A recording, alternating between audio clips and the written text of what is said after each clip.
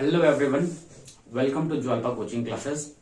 आज के इस वीडियो में हम क्लास 12 एनसीईआरटी के आगे के क्वेश्चंस करेंगे। लास्ट वीडियो में हमने 6 तक क्वेश्चंस किए थे। आज हम 7 के आगे के क्वेश्चंस करेंगे। चलिए एक एक करके स्टार्ट करते हैं क्वेश्चंस को। नंबर 7 है, an electric field lines is a continuous curve, that is a field lines cannot have sudden break. Why? ठीक है, कह रहे हैं कि जो इलेक्ट्रिक फील्ड लाइंस हैं वो कॉन्टिन्यूस कर्व होते हैं, उनमें कहीं पे भी ब्रेक नहीं होता। क्यों? ठीक है, मान लेते हैं हमारे पास एक पॉजिटिव चार्ज है। ठीक है, ये अब इससे जो इलेक्ट्रिक फील्ड लाइंस हैं वो कैसे आ रही हैं? इस तरीके से आ रही हैं, ऐसे। ठीक है, अब क्या होगा अगर इसके बीच वाले इस पार्ट पे हम मान लेते हैं कि यहाँ पे कहीं पे सडन ब्रेक है। ठीक है, उसके आगे कंटिन्यूस हो रखा है और यहाँ पे हमने एक टेस्ट चार्ज मान लिया Q नॉट। ठीक है, तो देखो अगर यहाँ पे अगर हम टेस्ट चार्ज Q नॉट को मानेंगे तो उस पर क्या लगना चाहिए? फोर्स लगना चाहिए इतना, मतलब फोर्स लग रहा होता है वहां पे। ठीक है, अब फोर्स दिख रहा होगा आपको कि फोर्स प्रोपोर्शनल है इलेक्ट्रिक फील्ड के, तो बिना इलेक्ट्रिक फील्ड के फोर्स नहीं लग सकता। ठीक है, इसका मतलब फोर्स उस पर लग रहा है, तो फोर्स लगेगा कैसे? क्योंकि वहां पे इलेक्ट्रिक फील्ड है। इस वजह से कभी भी इलेक्ट्रिक फील्ड लाइंस के बीच में ब्रेक नहीं हो सकता। मतलब अगर वो पॉजिटिव चार्ज से निकली है तो इन्फिनिटी तक जाएंगी। ठीक है, सेकेंड पार्ट है इसका, explain why two field lines never cross each other at any point. कभी भी दो इलेक्ट्रिक फील्ड लाइंस एक दूसरे को क्रॉस नहीं करते हैं। क्यों? वो इस वजह से नहीं क्रॉस करते हैं क्योंकि मान लेते हैं कि वो इस पॉइंट पे एक दूसरे को क्रॉस कर रहे हैं। अब इस पॉइंट पे इलेक्ट्रिक फील्ड क्या इस वाले कर्व के हिसाब से सोचेंगे तो इधर हो जाएगा डायरेक्शन, इस वाले कर्व के हिसाब से सोचेंगे तो इस तरफ हो जाएगा डायरेक्शन। मतलब एक ही पॉइंट पे इलेक्ट्रिक फील्ड के दो डायरेक्शन आ जाएंगे, जो कि पॉसिबल नहीं हो पाएगा। ठीक है, एक पॉइंट पे इलेक्ट्रिक फील्ड का सिर्फ एक ही डायरेक्शन होगा। इस वजह से कभी भी दो इलेक्ट्रिक फील्ड लाइंस एक दूसरे को इंटरसेक्ट नहीं करती। ठीक है, नेक्स्ट क्वेश्चन है, 2 पॉइंट चार्जेस QA की वैल्यू गिवन है 3 माइक्रोकुलाम, QB की वैल्यू गिवन है -3 microcoulomb, are located at distance 20 centimetre apart. ठीक है, दो चार्जेस हैं, एक ये हो गया और एक ये हो गया। ये है +3 माइक्रोकुलाम है और दूसरा है -3 माइक्रोकुलाम है। इनके बीच का जो डिस्टेंस है, ये डिस्टेंस है 20 सेंटीमीटर। कितना है? 20 सेंटीमीटर। ठीक है, वैक्यूम में। What is the electric field at a mid point O of the line joining AB। मतलब ये जो लाइन है AB, इसका जो मिड पॉइंट है O, इस मिड पॉइंट पे इलेक्ट्रिक फील्ड कितना होगा, हमें ये इलेक्ट्रिक फील्ड बताना है। ठीक है, अब इलेक्ट्रिक फील्ड देखते हैं कितना आएगा। अब देखो ये पॉजिटिव है और ये नेगेटिव है। अगर इस पॉजिटिव चार्ज की वजह से यहाँ पे इलेक्ट्रिक फील्ड देखेंगे तो कैसा होगा? इवन, क्योंकि वहां पे इलेक्ट्रिक फील्ड को चेक करने के लिए हम टेस्ट चार्ज यूज करते हैं और टेस्ट चार्ज कैसा मानते हैं हम? पॉजिटिव होता है। तो अगर यहाँ पे पॉजिटिव चार्ज है तो वो उसको रिपेल करेगा दूर की तरफ, और अगर नेगेटिव है तो नेगेटिव वाला उसको अपनी तरफ अट्रैक्ट करेगा, क्योंकि टेस्ट चार्ज हमने पॉजिटिव माना हुआ है और दूसरा जो चार्ज है वो नेगेटिव है, मतलब -3 कूलम वाला। तो E2 का डायरेक्शन किधर हो जाएगा? इस तरफ। तो देखो यहाँ पे दोनों जो इलेक्ट्रिक फील्ड हैं दोनों के दोनों सेम डायरेक्शन में है, तो जो नेट इलेक्ट्रिक फील्ड आ जाएगा वो आ जाएगा दोनों का सम, E1 + E2, दोनों का सम आएगा। ठीक है, अब इसकी वैल्यू निकालते हैं, इसका मैग्नीट्यूड निकालते हैं। E1 हो जाएगा 1/4 पाई एप्सिलॉन नॉट Q कितना है? 3 माइक्रोकूलम है, तो 10⁻⁻6 से मल्टीप्लाई कर देते हैं। अच्छा, यहां से इसका डिस्टेंस कितना होगा? 10 सेंटीमीटर, क्योंकि टोटल डिस्टेंस 20 सेंटीमीटर है तो मिड पॉइंट की बात कर रहे हैं, तो 10 सेंटीमीटर। ठीक है, इंटू 10⁻⁻2, क्योंकि मीटर में कन्वर्ट करना है, और इसका होल स्क्वायर। E1 इतना हो गया। E2 भी सेम आएगा, E2 की वैल्यू भी सेम आएगी और वो आएगी 1/4 पाई एप्सिलॉन नॉट 3 × 10⁻⁻6 माइक्रोकुलाम था तो कुलाम में कन्वर्ट करने के लिए 10 टू पावर माइनस 6 से मल्टीप्लाई किया और 10 इंटू 10⁻⁻2 का होल स्क्वायर। अच्छा, अगर आप देखें तो दोनों के दोनों मैग्नीट्यूड में बराबर हैं, तो मैं इसको सिंपली 2 टाइम्स कर देता हूँ, ठीक है, क्योंकि ऐड करना है, ऐड करने से अच्छा हम यहाँ पे 2 टाइम्स से मल्टीप्लाई कर देते हैं। तो ई नेट क्या मिलेगा हमें, 2 इंटू 1/4πε0 कितना होता है, 9 इंटू 10⁻9, ठीक है, और चार्ज कितना है 3 इंटू 10⁻⁻6 अपॉन में कितना हो जाएगा 10 इंटू -2 कितना 10 इंटू 10⁻1 कितना हो जाए -2 कितना हो जाएगा 10⁻−2। ओवरऑल हमने उसको सॉल्व कर लिया, 10⁻2 हो गया, ठीक है। अब इसको मल्टीप्लाई करते हैं, तो क्या आएगा 2 3 ऑफ 9, इनको मल्टीप्लाई करेंगे तो 27 इंटू 2 54 हो जाएगा, ठीक है। अच्छा, टोटल पावर कितनी आएगी, देखो यहाँ पे 9 है, ये दो पावर्स ऊपर जाएंगी तो इसके साथ ऐड हो जाएंगी, 11 हो जाएगा। 11 माइनस 6 कितना आएगा 10⁻5 न्यूटन, सॉरी इतना न्यूटन पर कूलम, इतना इलेक्ट्रिक फील्ड आएगा, ठीक है। अच्छा, अगर इसको साइंटिफिक नोटेशन के हिसाब से लिखे हैं तो साइंटिफिक नोटेशन के हिसाब से क्या लिखेंगे, हम इसको पॉइंट में लिख देंगे, 5.4 के हिसाब से लिख लेंगे, ठीक है। तो अगर आपने इतना भी लिख लिया तो चल जाएगा आपका आंसर। ओके, अगला है if a negative charge test charge of magnitude 1.5 into 10⁻⁹ coulomb is placed at this point, ठीक है, जो मिड पॉइंट था, मतलब जो ये मिड पॉइंट था, इस पे अगर हम 1.5 इंटू 10⁻⁹ कूलम का चार्ज रख दें और वो भी कैसा नेगेटिव चार्ज को, तो उस पर फोर्स कितना लगेगा। तो इसके लिए भी बहुत ज़्यादा कुछ नहीं करने वाले हम, ठीक है। तो देखो क्या करेंगे हम, सेकंड पार्ट है कि एक चार्ज था, ये था 3 माइक्रोकूलम, दूसरा है -3 माइक्रोकूलम, ये इनका मिड पॉइंट हो गया। मिड पॉइंट पे कितना है 1.5 इंटू कितना था वो 10⁻⁹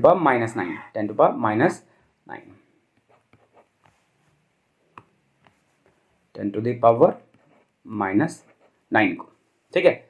अब देखो क्या होगा, ये नेगेटिव है, हाँ ये ध्यान रखना नेगेटिव, और नेगेटिव साइन यहाँ पे ये बता रहा है, खाली इसका हमें डायरेक्शन पता करने के लिए ये यहाँ पे नेगेटिव साइन को यूज़ करेंगे। जैसे ये पॉजिटिव है तो ये वाला इसको अपनी तरफ अट्रैक्ट कर लेगा, इसकी वजह से E1 हो जाएगा, ये नेगेटिव है इसकी वजह से रिपेल करेगा ये E2।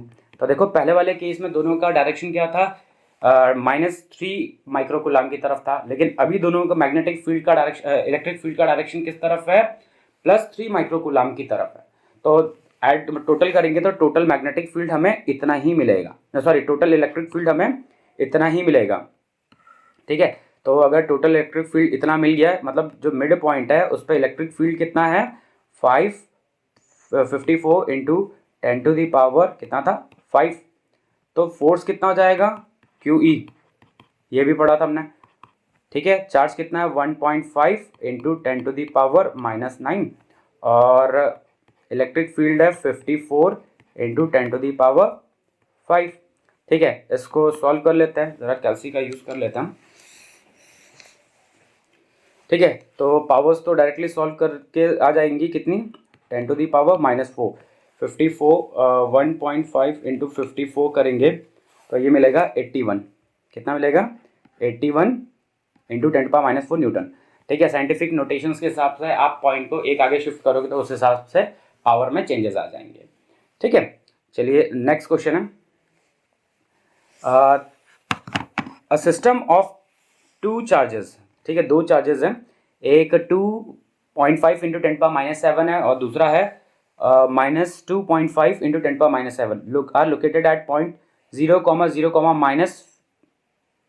-15 सेंटीमीटर, और जो दूसरा है 0,0, 15 centimetre respectively. What are the total charges. अच्छा, पहले तो टोटल चार्ज पूछ रहा है, तो टोटल चार्ज कह रहा है भाई क्वांटाइजेशन हमने कंजर्वेशन ऑफ चार्ज नहीं सॉरी एडिटिविटी के हिसाब से हमने पढ़ा था कि चार्जेस को हम ऐड कर सकते हैं। तो एक तो पॉजिटिव है 2.5 इंटू 10⁻⁻7, एक नेगेटिव है 2.5 इंटू 10⁻⁻7, तो दोनों एक दूसरे को कैंसिल आउट कर देंगे और कैंसिल आउट करके क्या हो जाएगा नेट चार्ज 0।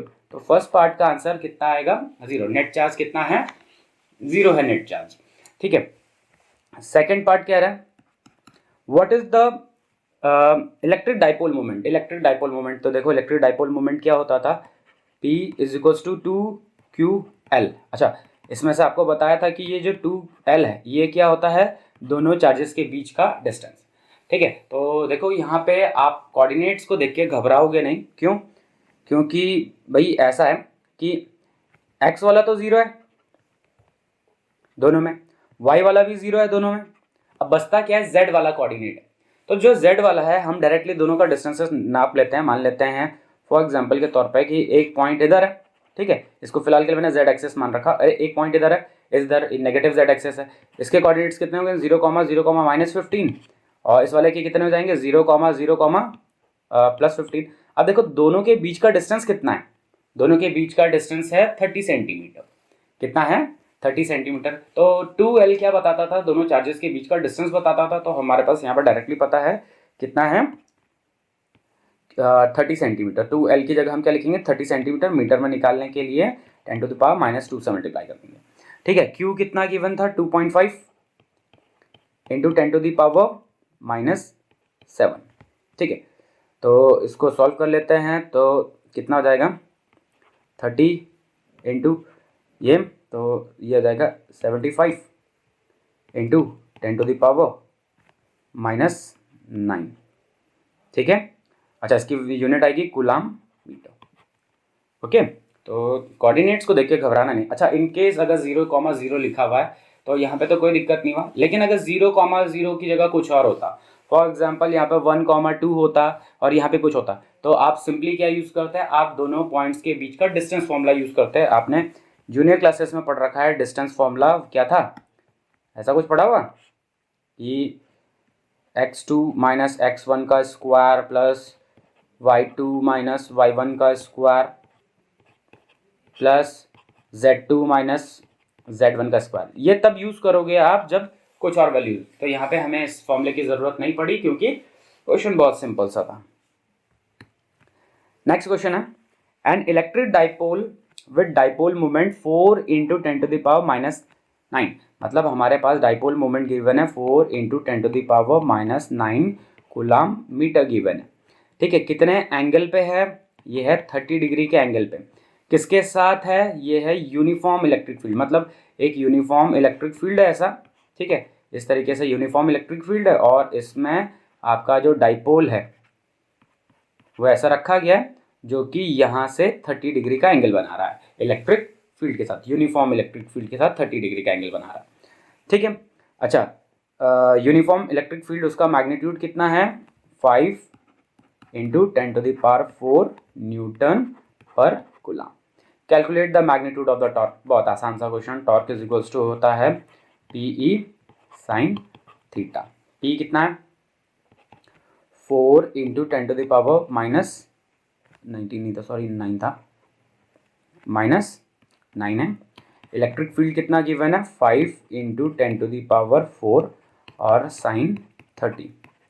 ठीक है, साइन 30 कितना होता है, साइन 30 होता है 1/2। ठीक है, इससे 0 इस 2 से इसको काटेंगे तो 2 हो जाएगा, 2 इंटू 10 और इंटू टोटल पावर कितनी जाएगी 10⁻⁻5।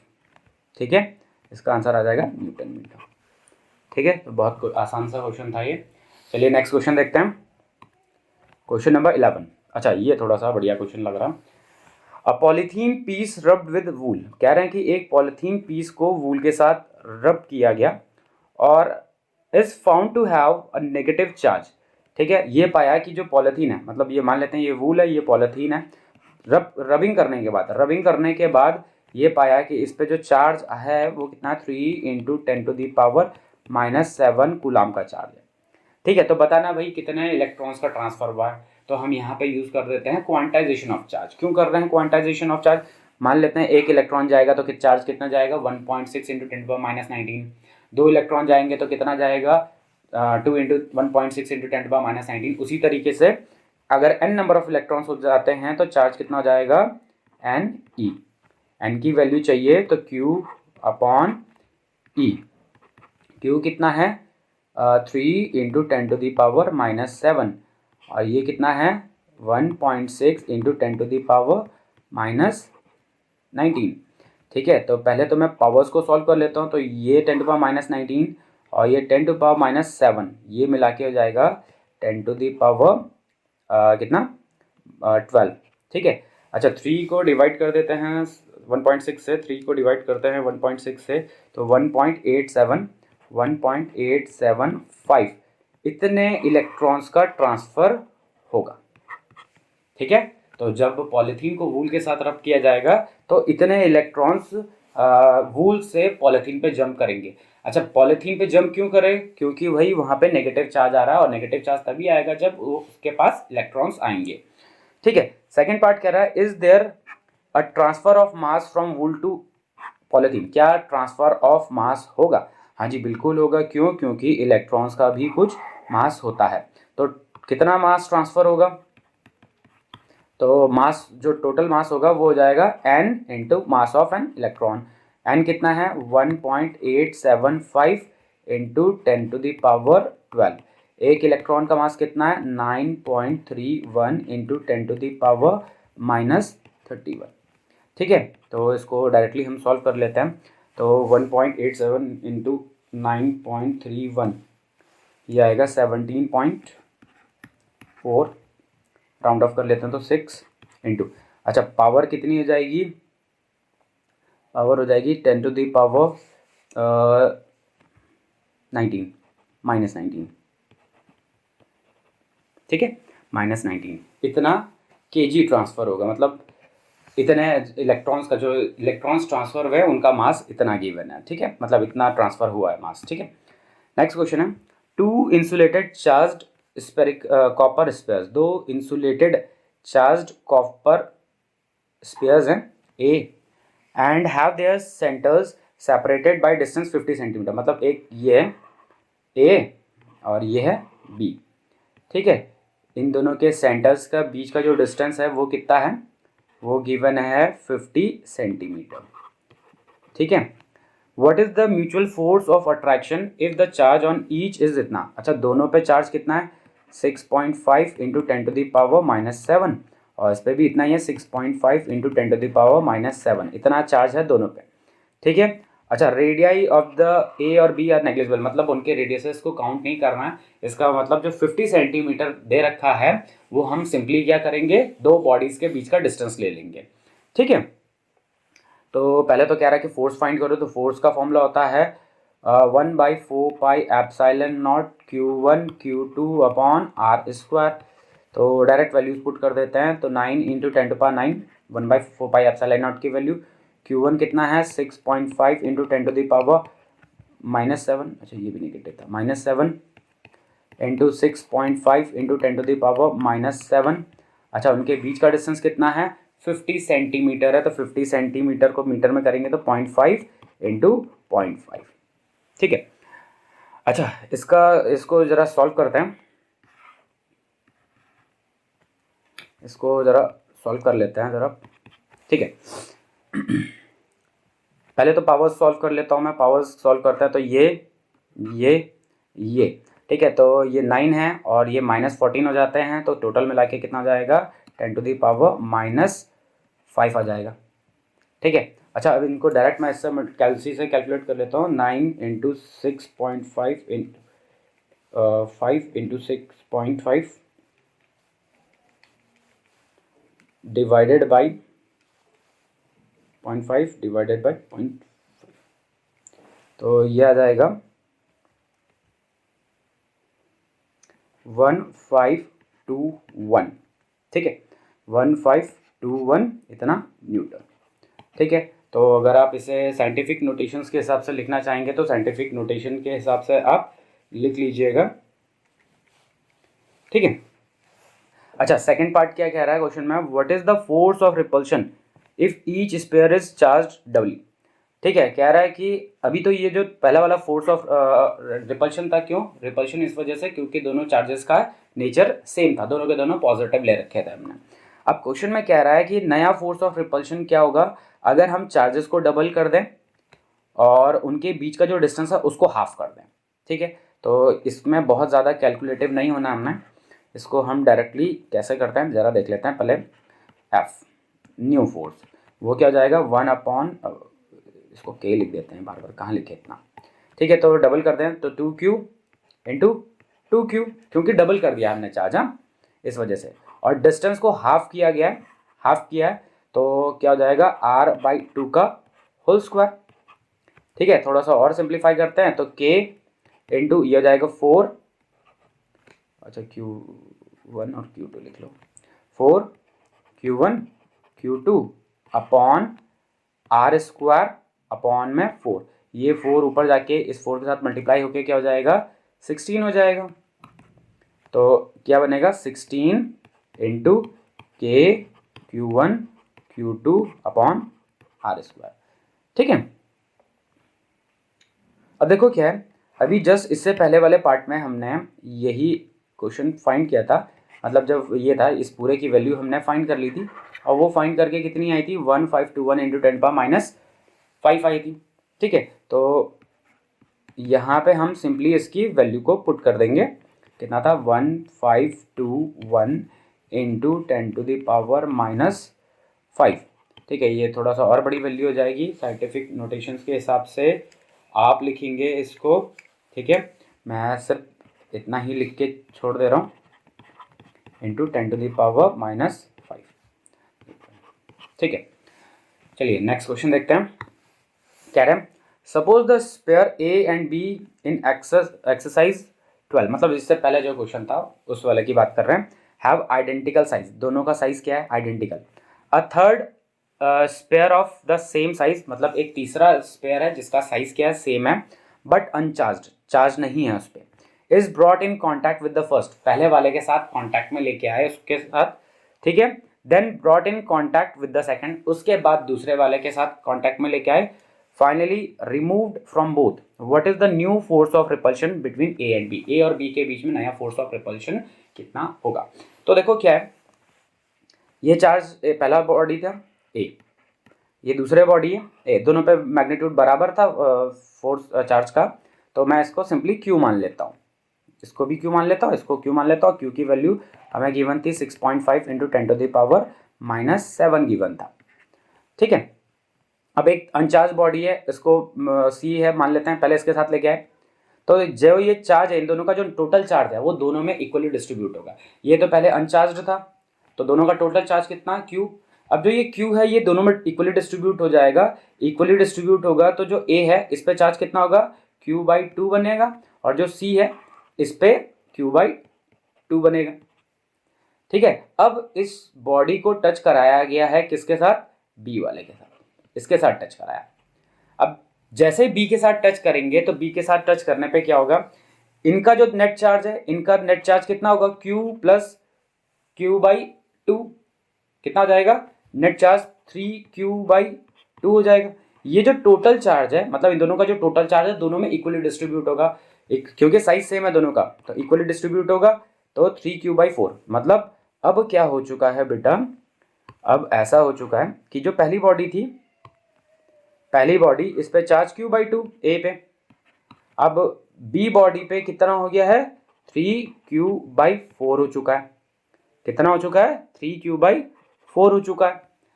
ठीक है, अब कह रहे हैं अच्छा डिस्टेंस अभी चेंज नहीं किया, डिस्टेंस भी सेम रखा गया, और जो सी बॉडी थी उस पर भी चार्ज 3Q/4। ठीक है, अब इसका हमें सी बॉडी का कोई काम नहीं। अब पूछा गया कि जो नया फोर्स ऑफ रिपल्शन आएगा वो क्या आएगा, तो नया फोर्स ऑफ रिपल्शन देखो कैसे निकालना है, इसके लिए भी हम बहुत ज़्यादा कैलकुलेशन नहीं करने वाले हैं। इसके लिए मैं सिंपली क्या लिखूंगा, फोर्स इज इक्वल्स टू के, नया चार्ज है Q/2 into 3Q/4 upon R का स्क्वायर।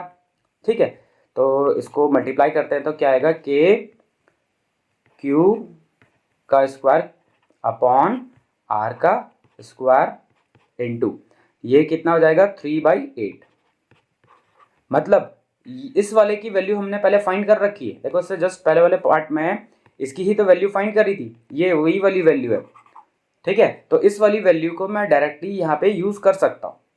ठीक है, क्या करूँगा मैं इसको डायरेक्टली यहाँ पे यूज कर लेता हूँ, कितना आएगा 3/8 इंटू कितना था वो 1521 कितना था 1521 इंटू 10⁻⁵